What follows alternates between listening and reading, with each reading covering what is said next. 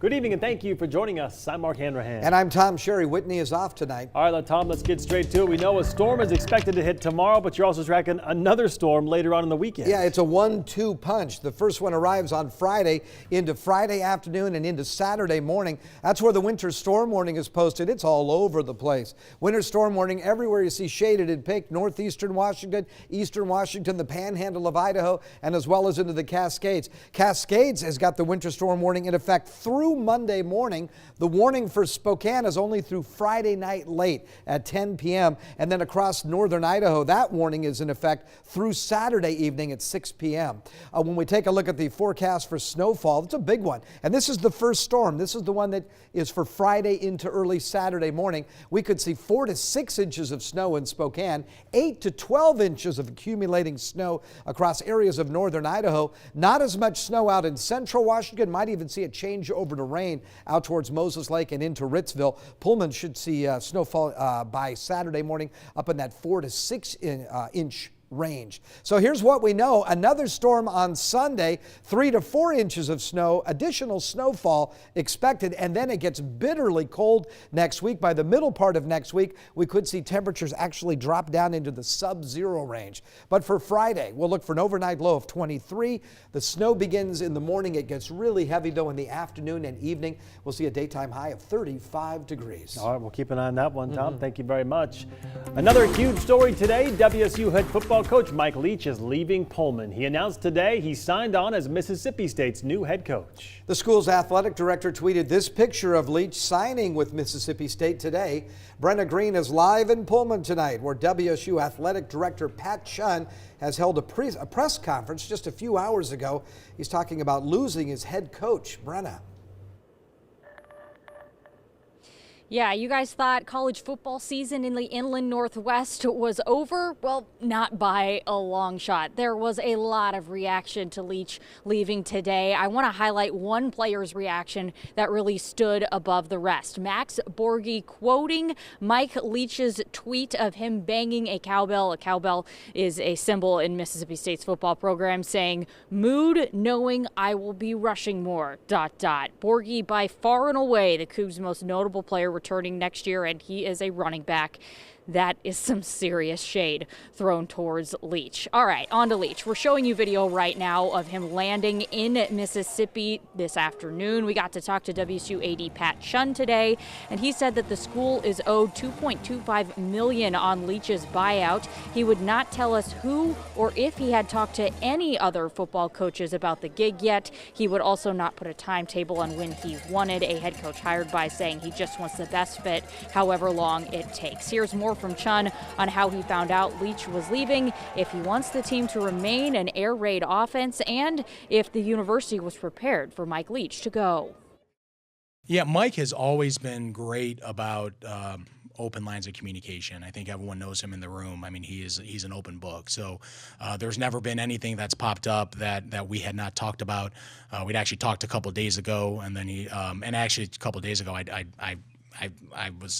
I guess I left that conversation feeling we were in good shape, and my assumption is something changed in the last 24 hours. And he called me this morning and said he accepted the job. So, it was a bittersweet phone call. Best coach possible. Yeah, we don't want to put any type of parameters on what we're going to try to do. I think what's worked best for us. I mean, there is a reality here at Washington State. If you can go find the right coach, and history shows that, whether it's Mike Leach, Mike Price, Tony Bennett, George Raveling, if you got to go find the right coach that can win at Washington State. So we're going to go find the best coach possible for us. We're as ready as you can be. The hope was this day wasn't going to come, but we always need to prepare that if it was coming. So we're ready, and we'll go, and we'll get the right person here. Since we're down here on WSU's campus, it only felt right to also grab some fans, see what they thought about Leach's departure. Here's what they had to say. We were really sad because we're going to be seniors next year, and we wanted him to stay one last year for our last year. I was really sad, but I'm happy for him. I mean, it is what it is. And I was actually in his football class last year, so many good memories. But, we kind of got to move on a bit, I love Leach. Whenever you see him on campus, you want to take a picture with him. Exactly, he's an icon around here.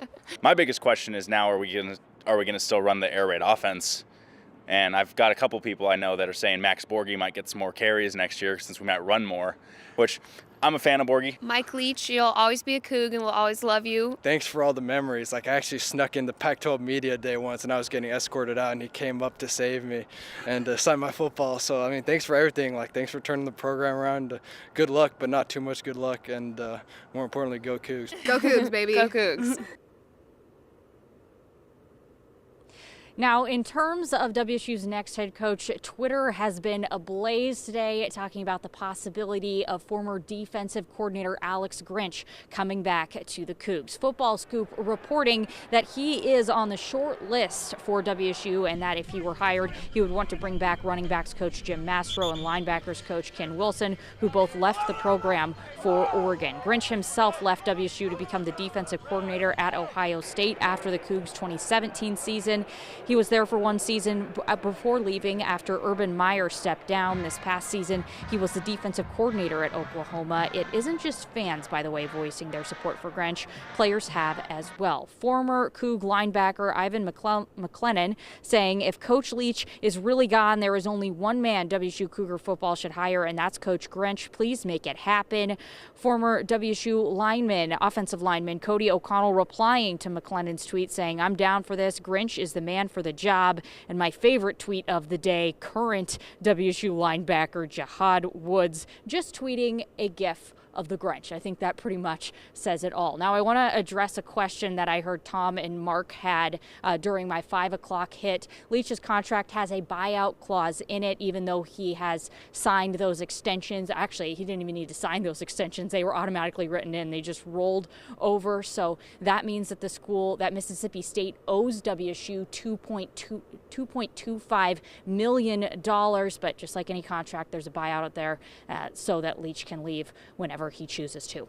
Reporting in Pullman, I'm Brenna Green, KREM 2 Sports. We were wondering. Yeah, thanks for the explanation right there. I guess a good contract for Mike Leach then if he's able to. And we get an extra $2 million there we going go. to WSU. Hey, like him or maybe you don't like Mike Leach, but there's no question that he did turn that program around, took him to bowl games. I mean, there's a lot of good to be said about what he did. Suffice it to say, we'll never see press conferences like that again. That's a good point. Thank you, Tom. Well, switching gears now. A 13-year-old girl in Oregon was ordered to have surgery by a judge. This coming after doctors found a second cancerous tumor. Kylie Dixon's mother wanted to seek alternative medical treatments for her, including CBD oil. The state of Oregon took custody of the teenager this summer after her mom failed to follow a previous court order to bring her daughter in for medical treatment. The 13-year-old previously objected to getting surgery, but now she says she just wants the fighting to stop. Our sister station in Portland caught up with the girl's mother after her most recent court appearance. It's painful and it's hard and it's a harsh reality, and all I can do is just, keep standing by and praying and hoping for the best and that somebody else can intervene at this point, because I'm at a loss. Kylie's mother is facing charges for custodial interference and criminal mistreatment. Also in Oregon, the Washington County Sheriff's Office is still looking for 20-year-old Allison Watterson. She's been missing since before Christmas. The Sheriff's Office is searching an area in North Plains, which is west of Portland, after receiving various tips and leads, they said. Deputies say they are still actively working the case. House Speaker Nancy Pelosi said she's planning to send the articles of impeachment to the Senate, quote, when she's ready, probably soon. Senate Republicans say they plan to move ahead with the proceedings beginning next week. Democrats say they'll continue to push to have witnesses included in the trial. The call for witnesses intensified earlier this week after former National Security Advisor John Bolton said he would be willing to testify. At the White House event, President Donald Trump said Bolton's testimony would be up to the Senate, but he would consult a lawyer beforehand. U.S. intelligence believes a Ukrainian plane crash that crashed in Iran was, quote, likely targeted by an Iranian anti-aircraft system. They say they are confident that the aircraft was struck by at least one missile that was fired from the ground. The crash happened on the same night that Iran fired missiles at a military base in Iraq. Intelligence sources say their satellites detected 2 missile launches. Those were quickly followed by a third launch, which resulted in an explosion. There were no survivors among the 176 passengers and crew members on board that plane. The Department of Homeland Security launched an investigation into accusations that Iranian Americans were detained at the U.S.-Canada border. The Council on American Islamic Relations said more than 60 Iranians and Iranian Americans were questioned at the Peace Arch border in Blaine, Washington. U.S. Customs and Border Protection denied the claims, but some caught up in the incident say their passports were confiscated and they were questioned for hours. And a Washington airport is just running out of space for Boeing's grounded 737 MAX planes. Boeing is close to maxing out the storage space at Grant County International Airport near Moses Lake. This drone video shows you what the parking lot looked like back in September. Undeliverable 737s started getting packed in wing to wing and nose to tail. The airport director said the parked jets have not affected the airport operations. They also had to hire 400 temporary workers to maintain and service the fleet. Wow. My goodness, look at all those planes right there.